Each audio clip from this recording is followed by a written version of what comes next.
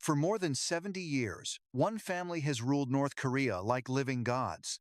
But this obsession with control didn't come out of nowhere.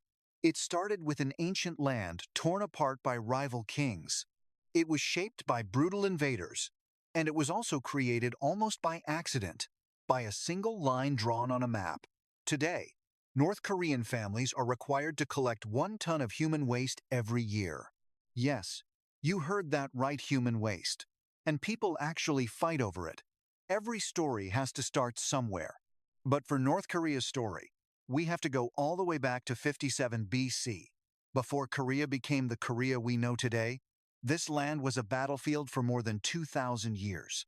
So how did centuries of war and isolation plant the seeds for the most extreme dictatorship on Earth? Let's start from the beginning. In 57 BC, Korea was not one unified country. It was 3 separate kingdoms, constantly at war with each other: Goguryeo, Baekje, and Silla. Picture 3 siblings fighting over the same bedroom for 700 years. That's basically what happened. This land is mine. Not if I take it first. You'll both have to go through me. And they fought through each other for centuries. The fighting was brutal. Whoever sat on the throne demanded absolute loyalty from the people. And you'd better give it, because disobedience could cost you your life. Finally, in 668 AD, Silla won and unified Korea. Good news, right? Not exactly, because Korea immediately learned a harsh lesson. A much bigger country called China was watching. China was vast, powerful, and right next door. Korea's kings quickly realized that if they wanted to survive, they had to bow to the Chinese emperors and pay tribute. Basically, Korea got very good at saying yes sir, while quietly holding on to its independence underneath. Fast forward to 1392. A new dynasty took power called Joseon, and it would last more than 500 years. By 1882, Korea had earned the nickname the Hermit Kingdom because it deliberately cut itself off from the outside world. The thinking was simple: if we stay quiet, bow our heads, and pay tribute to China, maybe everyone will leave us alone. And if they don't, then we bow even lower. That strategy actually worked for centuries. But Korea's neighbors wouldn't leave it alone forever. Japan invaded in the 1590s and devastated the country. Later, China, Japan, and Russia all wanted influence over Korea. Korea's solution was to play them against each other. Bow to whoever's strongest. Do whatever it takes to survive. By 1910, Korea had spent 2,000 years learning brutal lessons. Absolute loyalty to the leader meant survival. A strict hierarchy kept order. Isolation protected against dangerous outside ideas. And most importantly, control your own people completely, or someone else will do it for you. In 1910, Korea disappeared from the map entirely for 35 years. So how did this brutal occupation create the perfect conditions for Kim Il-sung to become a living god? In 1910, Japan formally annexed Korea, which meant that for the next 35 years, Korea no longer existed as an independent country, not a nation. The Japanese occupation was brutal. Forced labor, comfort women used as sex slaves, and Japan tried to wipe out Korean culture entirely. Koreans were forced to take Japanese names, speak Japanese, and even worship the Japanese emperor. If you spoke Korean in public, you could be arrested. Japan was, quite literally, trying to make people forget they were Korean. A young boy named Kim Il-sung watched all of this happen. He joined the resistance and fought against the Japanese as a guerrilla fighter. And while he fought, Kim learned something important. He saw exactly how Japan controlled millions of people. A personality cult built around the emperor, rewritten history, the elimination of anyone who dissented, and making people forget who they even were. Kim studied that playbook closely. He just needed a chance to use it. That chance came in August of 1945, when World War II ended and Japan surrendered. Korea was finally free. But you can't accept a surrender unless someone's there to accept it. So the Americans and the Soviets accepted Japan's surrender and drew a line straight across Korea at the 38th parallel. We'll manage the South, you manage the North.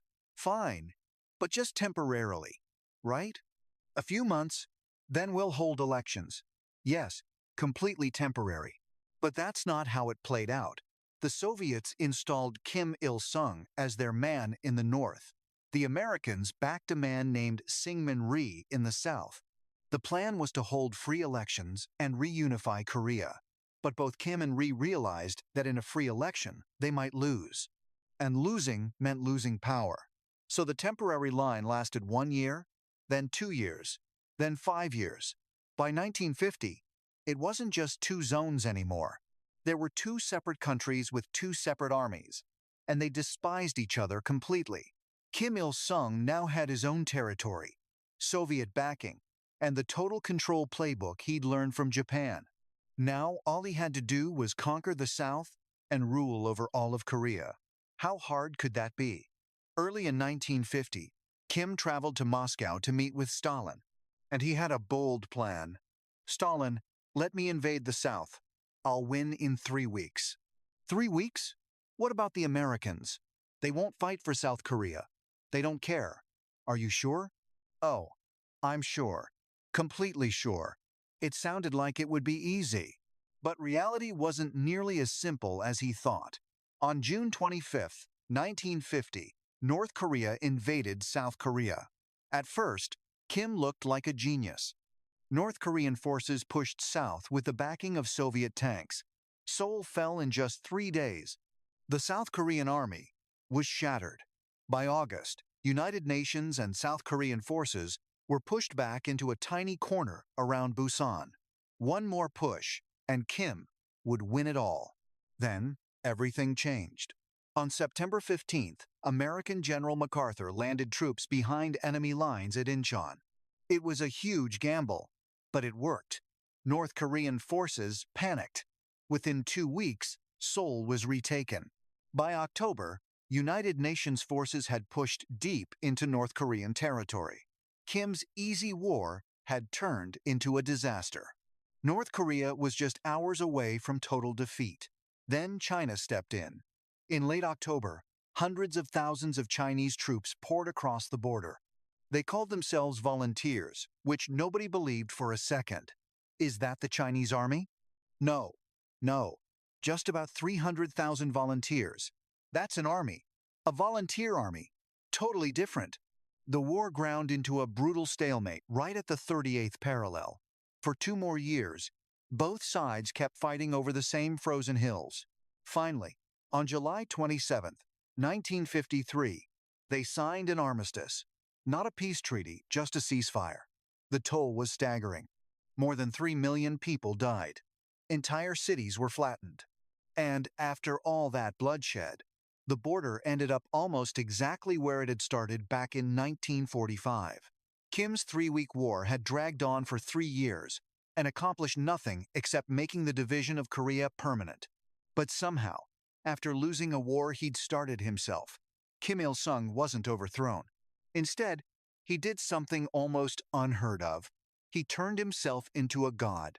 Kim Il-sung had just led his country into a war that killed millions of people. So how did he survive and rule for another 46 years as an untouchable godlike leader? It's simple. He eliminated anyone who could ever challenge him. After the war, anyone who questioned Kim started disappearing. Soviet-aligned politicians vanished in 1956. Chinese-aligned politicians were purged in 1958. By 1960, Kim stood completely alone, with no rivals left. Maybe we should discuss this further. Discuss what? I think you may have been mistaken about Scream, another unfortunate accident. But Kim didn't just want power. He wanted to be worshipped. So in the 1960s, his son, Kim Jong-il, took control of the country's propaganda machine. Together, they rewrote history. The new official story claimed Kim was born on a sacred mountain under a double rainbow, with swallows singing in celebration. It was a complete fabrication, but questioning it could get you killed. They even reset the calendar, so year 1 became Kim's birth year. Massive statues of him went up everywhere.